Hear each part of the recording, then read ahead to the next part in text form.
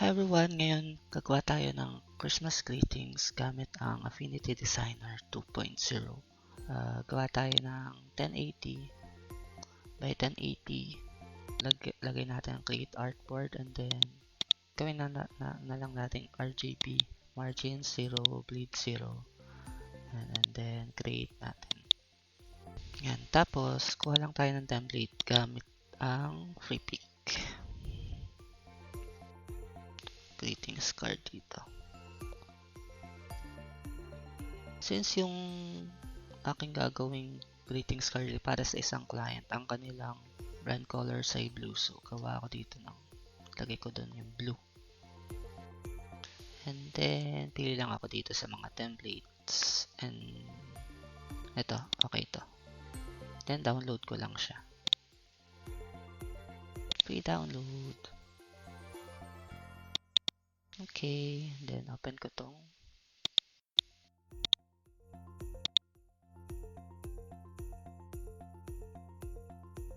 so ito na AI file. Kung okay naman.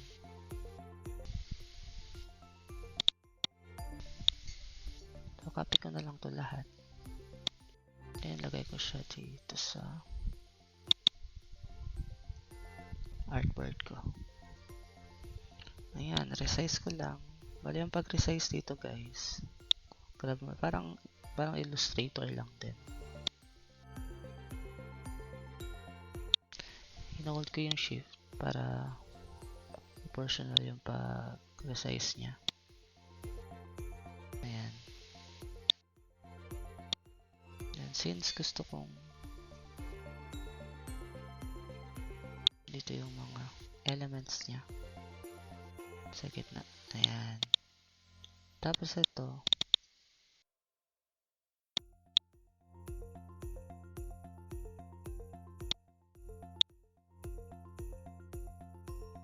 nandito sa kanan yung layers niya. Hanapin ko lang yung layer ng blue. Ito. So, resize ko lang. And then, itong mga elements.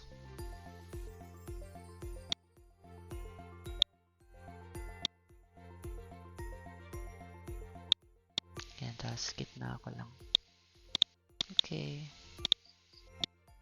So, ito. Lagay ko lang siya dito.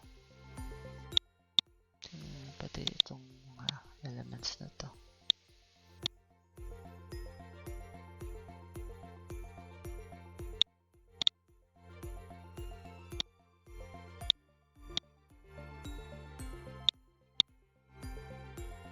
Yan.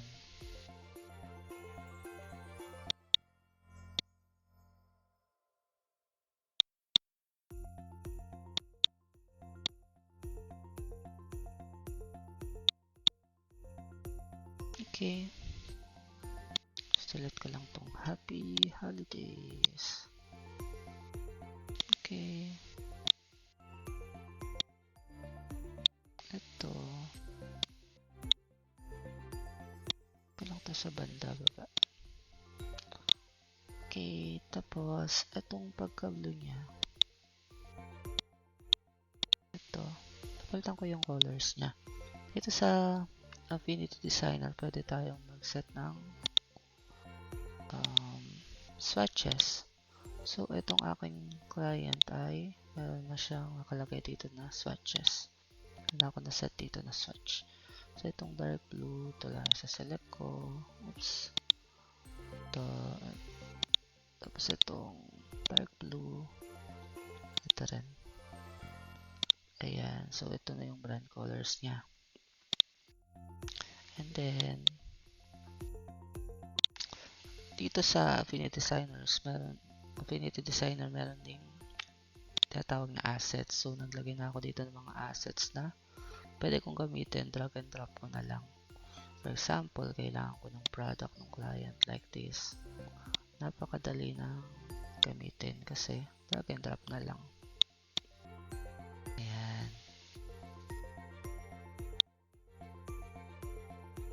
Tapos rotate. Ganyan. Ayan.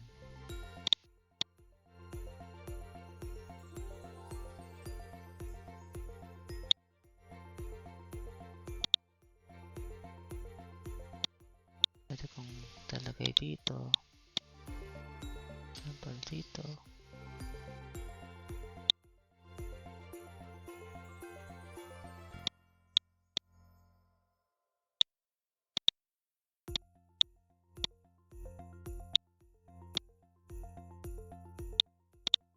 Okay. So, pwede ko lang siyang lagyan ng shadows. Select ko lang yung aking asset and then click ko tong layers effect.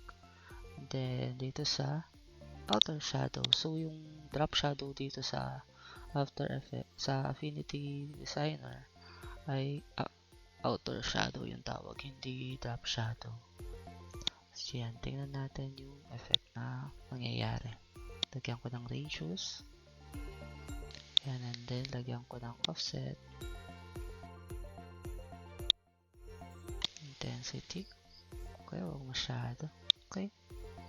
Then, close ko na. Yan, meron siyang konting drop shadow. And then, lalagyan ko na siya ng greetings.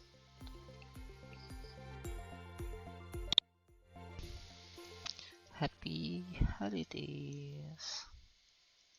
So, ang instruction sa akin dito ay lagyan ng Hi Mark, can you please work on a holiday greeting for NCT to be published on the 25th? The copy is Happy Holidays and a Joyful New Year NCT team. So yun yung ilalagay ko. And a Joyful New Year. Ito yung text niya. Nakihang ko. Gawin kong center aligned. And then, palitan ko ng font style. So, ang font style na gagamitin ko is cursive para medyo magandang tingnan. Although, ang brand typography ng aking client na to is Myriad Pro, gagamit ako ng ibang font style kasi since ano naman to, parang special holiday naman to, pwede tayong gumamit ng ibang font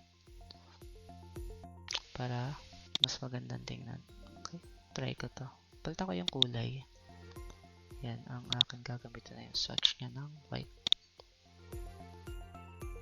Hindi pa rin ako satisfied dito pero tingnan ko muna.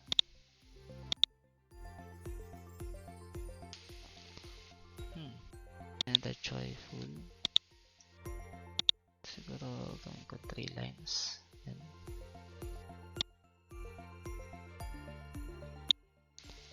Pag align dito, pupunta ako. Click ko lang to and then punta ako dito sa align horizontally. Yan. And vertically. Okay. Ito hindi ko gusto na natatakpan na itong ball na to yung aking text. So, select ko siya. And then, nilagay ko siya somewhere else like this one. Okay. Oops, naiwan yung kanyang shadow.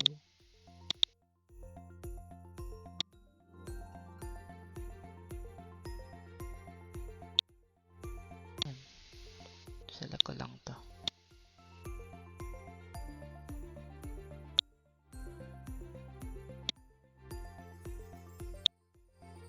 Ewan pa yung isa.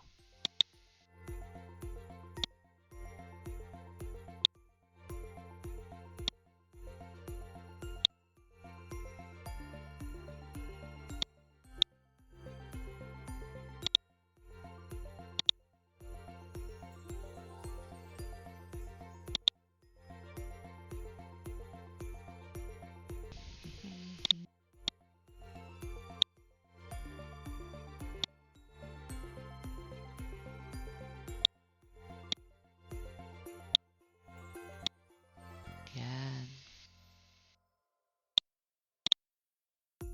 And then, move ko lang ito pataas.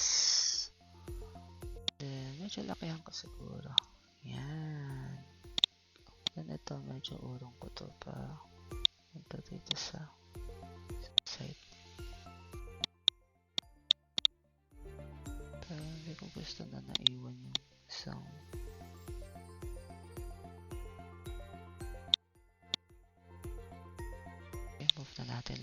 Oops.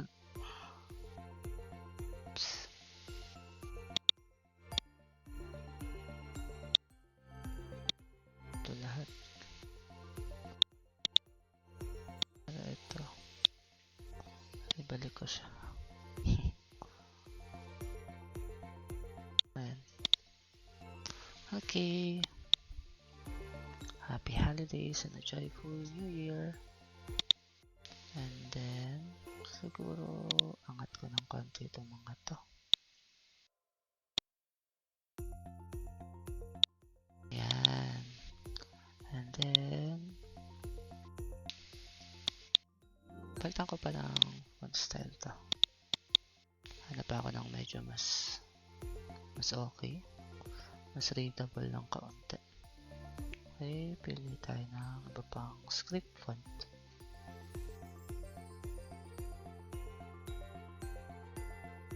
Try natin tong wala akong mapili.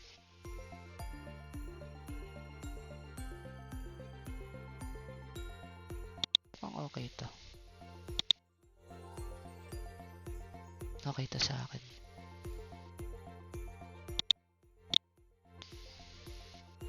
Oops. Nakakagulo to. So, lipat ko ulit ito. Lagay ko siya dito sa... Oops. Lipat ko sila dito sa...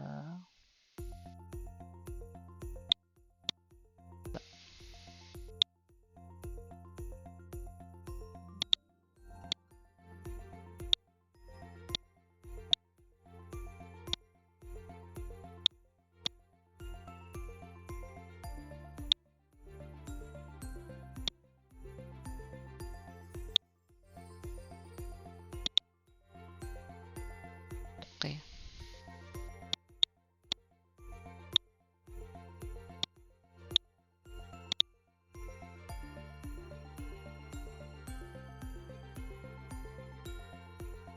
Okay lang ba? Siguro liitan ko to para hindi masyadong nakakagulo siya. 100 fonts. Hindi pa rin.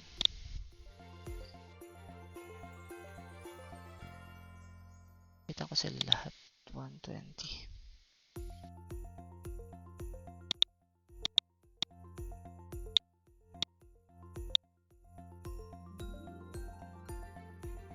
Okay, anto ko muna. Wait lang.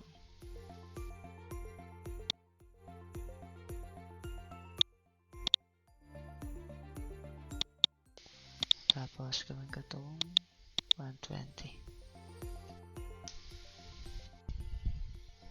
Okay na siguro to. And then, ito. Sabi dito sa Notion, NCDTM. Okay? Gawin ko NCDTM pero yung kanilang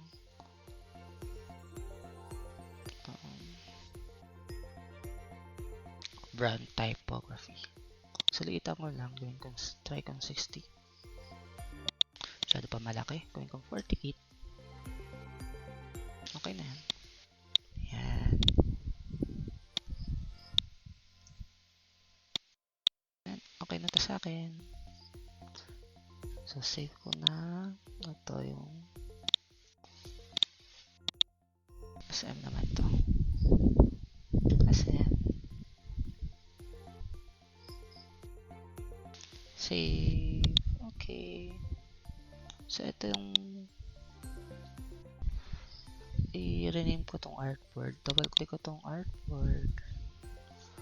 Lagyan ko ng SM Christmas. And then 1080 by 1080. Yan kasi gagawa pa ako ng isa pang artboard. Duplicate ko to. Gagawin ko naman siyang 1920 yung height. So 1080 by 1920. So yan, iba yung height niya. So ang gagawin ko, i-recess ko tong pinaka last na. So na yan. Uh-oh.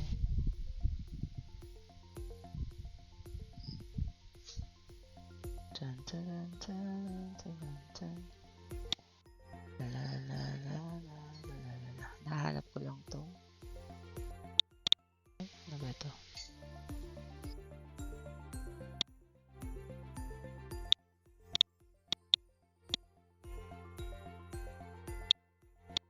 Ito na lang. Okay. Then ito. Rotate ko na lang. Lagay ko dito. Yan, para ma-occupy niya yung buong artboard. Gitna ko. Ikaw, gitna. Okay. Ito. Ito. Medyo lakihan ko.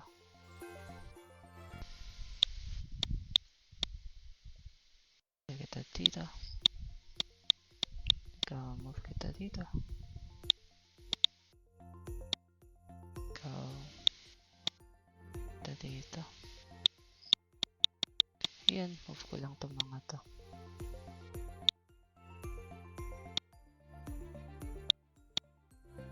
La la la la la la. Bako to, bako to. Happy holidays. Ito yung kanta ko. A joyful new year. Since malaki naman yung space.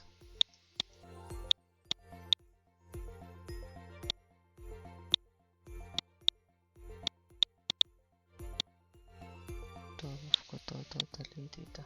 Baba.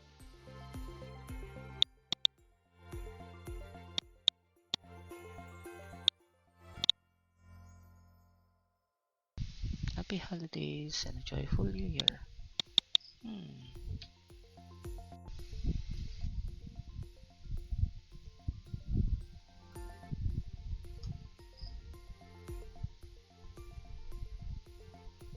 Okay lang ba? Or liitan ko na lang. Chudet. Ganyan.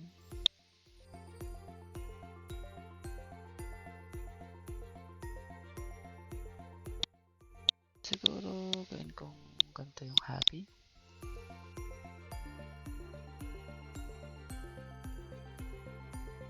Yan. Pero yung spacing niya try kong gawin magkakahiwalay. This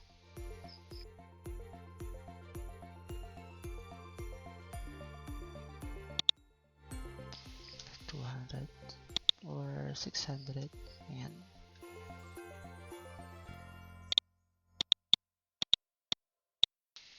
Happy holidays and a joyful new year. I think. So, okay ba? Ito. Walang din. Ito. And joyful.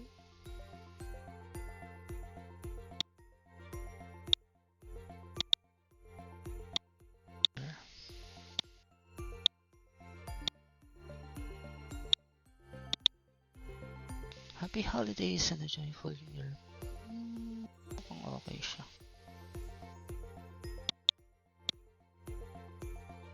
Hindi siya masyadong overwhelming. And so, pareho ko din to.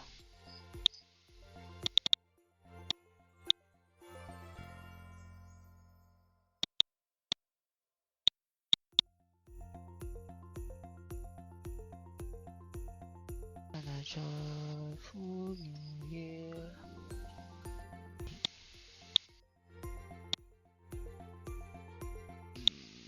Gitna ko lang to. Ito, nasa gitna ba to? Wala. Okay. So, yan. Gitna na siya. Nakayan ko to. Gawin ko to 160.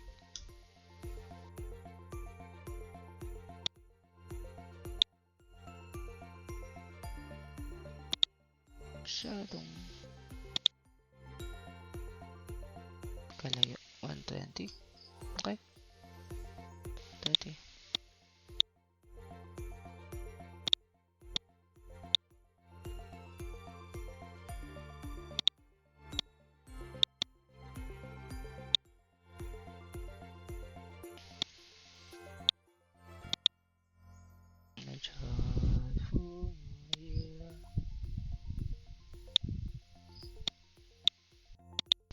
masyado magkalayo to. So, gawin ko mga 160 lang. Ang kanyang leading. Ayan. Test ko lang tong LCD team. Medyo okay na siya sa akin. Rename ko lang din to. Gawin ko tong 1080 by 1920. Okay, and then i-export na natin. Export ko na siya gamit itong export persona. And then meron na tayo dito settings pa PNG, and then PNG din, then export ko na yung 2 slices natin, then export. And tingnan natin kung nandito na siya. Dito na siya. So ito na yung ating 1080 by 1080.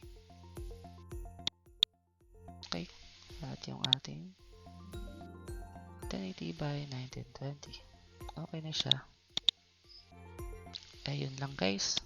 So sana may natutunan kayo ngayon sa ating tutorial.